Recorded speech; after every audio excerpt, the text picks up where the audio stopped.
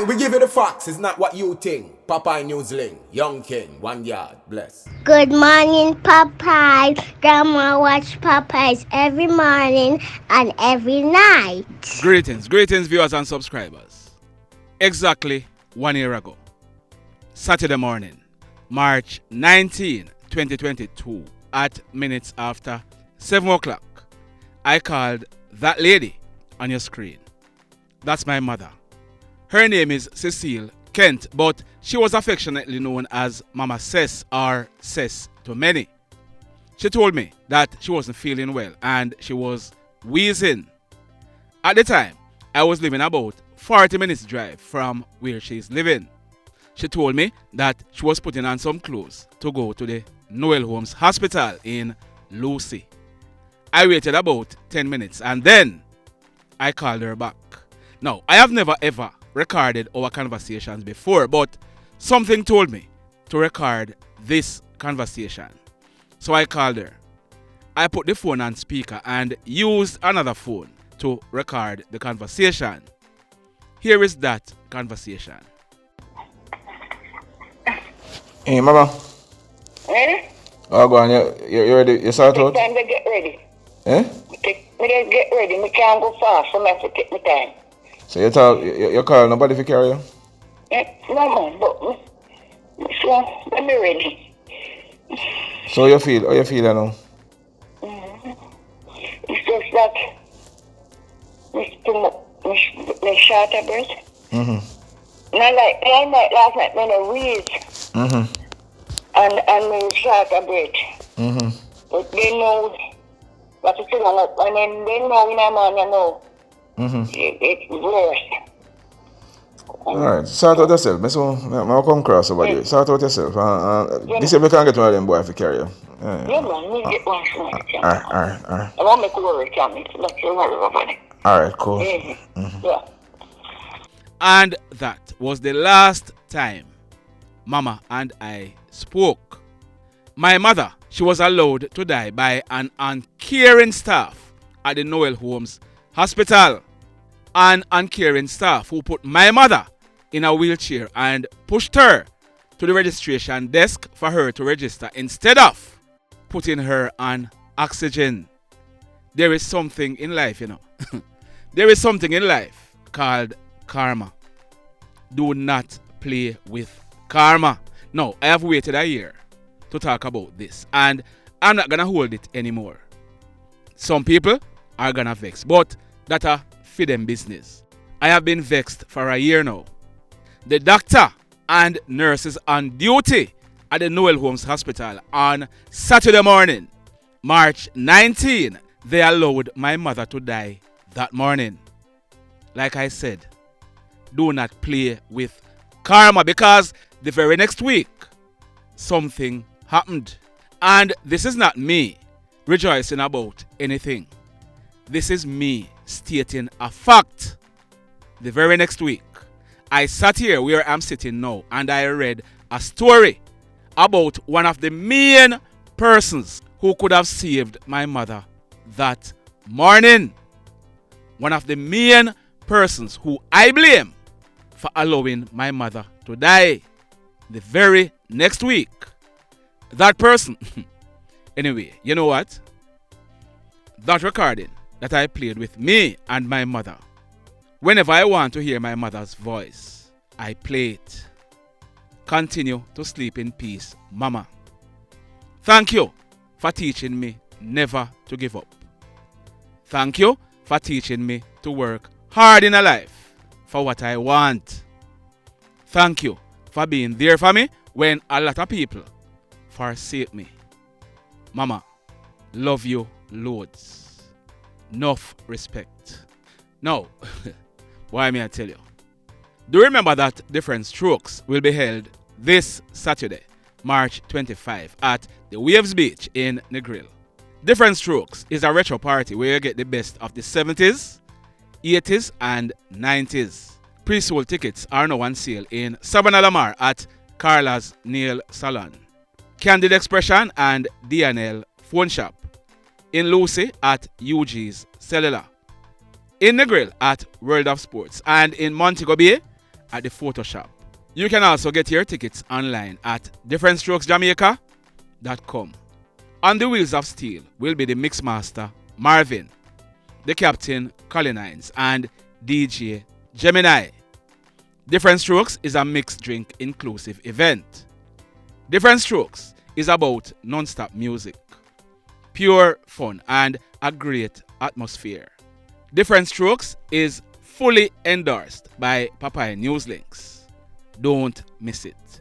Now, we carried a video on Thursday. In that video, I spoke about Mr. Jerome Basir.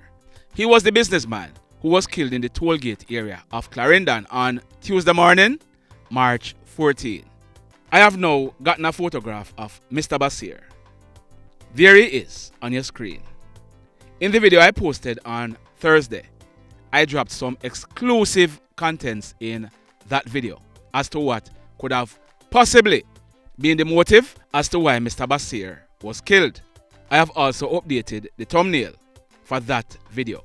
If you have not yet seen the video, I implore you to go and watch it. There are some exclusive contents in it. Now, in the news today, this first incident, it took place on Friday, March 17, about 12 midday. We are learning that a man, he's living in the Truro number 5 road area in the Froome Police area in the parish of Westmoreland. His name is Hopeton Garden.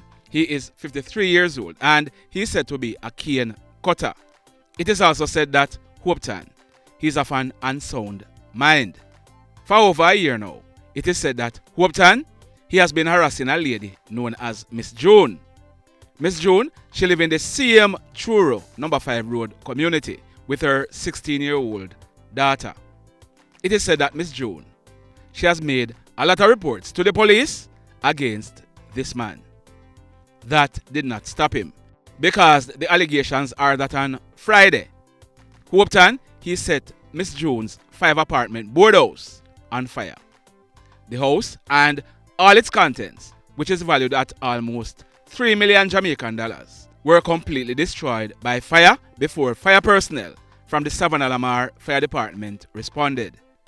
We are also learning that Hopeton, he was taken into police custody, but Friday night, about some minutes after 8 o'clock, Hopeton's house, a 1-bedroom boardhouse, it was burnt down as an act of reprisal. We are told that Hopeton's sister was at the house when someone went there and set the house on fire. The sister, she was not harmed, but the house and its contents were completely destroyed by fire. Ah boy. Now, this next incident, it took place at Hopewell in the parish of Hanover. It took place late yesterday afternoon, Saturday, March 18, about some minutes to 6 o'clock. Now, this is what we are learning. Investigators, they are describing this one as a crime of passion. Do you know what that means? You don't? Alright, do some research. We are going to be coming back to you with some more on this story because we are doing some digging. What I can tell you for now is that young man on your screen, his name is Christopher Hibbert, but he's popularly known as Chris. On December 7, Chris, he celebrated his 21st birthday. He was a makeup artist and he did business at the Orchard housing scheme at Hopewell in the parish of Hanover. We are learning that last night, Chris, he was at his shop. He was in the shop talking to a male who he is familiar with. An argument developed between both of them, and the next male, he used a knife to stab Chris all over his body. The guy who stabbed Chris, he then ran out of the shop, making good his escape.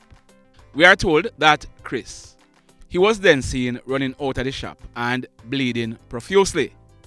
He was assisted to hospital where he was pronounced DEAD. Now, like I said, there is more to come. Stand by for it. But the mayhem. So let me ask you something. Let me ask you something. Have you hit on the love button as yet? If you have not yet done so, remember to do it. Also, if you are over here watching our videos and you have not yet subscribed, hit on the subscribe button. As also, hit on the notification bell. Then click all so that whenever we drop a new video, you will be the first to be notified. In the final story for today, I'm going to be sharing with you some exclusive behind the scene information in this story. You're going to want to listen it to the very end. We have been trying, but we haven't gotten any photographs for any of the men involved, but a man. His name is Mr. Ian Salmon. September 7 last year, Ian, he celebrated his 37th birthday. Ian was a tradesman, but he specialized in carpentry. He's from Montpellier. Ian was a hard-working man. He's always out working on construction sites. It was on one of these jobs, whilst he was working at Grange in the parish of Westmoreland, that he met a lady. This lady is called Princess. Princess lived at Little Lane in Geneva, in Grange in the parish of Westmoreland. Princess operates a shop at the front of her yard. Princess, she was the mother of a daughter before she met Ian about 5 years ago. They started a relationship, and this relationship produced a son. That son is now about 3 years old. We are learning that after a while, Princess and Ian, they grew apart. Remember now, I told you that Ian, he was always out working, and sometimes he would be gone for a long while. There is a Rasta man living in the same Geneva area. His correct name is Ian Grant, but he's called Bin Laden. Both he and Princess, they have known each other for a while, even long before she met her baby father, Ian. Sometime after Ian and Princess had broken up, on December 8th last year, 2022, that date was Bin Laden's birthday. Both Princess and Bin Laden, they exchanged phone numbers and they started communicating.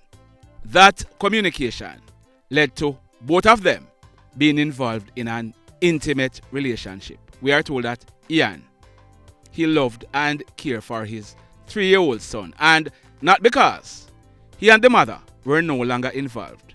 He tried to visit his son every 2 weeks. Remember that he's living at Montpellier.